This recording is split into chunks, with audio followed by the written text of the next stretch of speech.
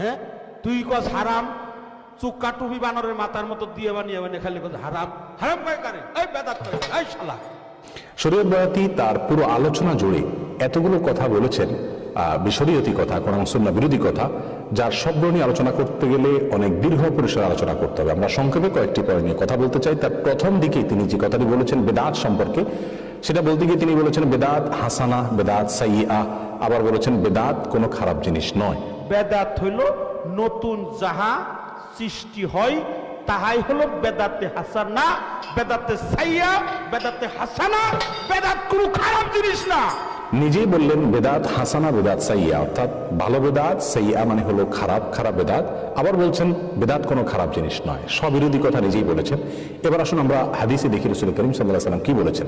আমাদের রাসূল করিম সাল্লাল্লাহু আলাইহি ওয়াসাল্লাম বলেছেন কুল্লু বিদআতিন দালালাহ, সকল প্রকারের বিদআত হলো গুমরাহি, ভ্রষ্টতা, ওয়া কুল্লু দালালাহ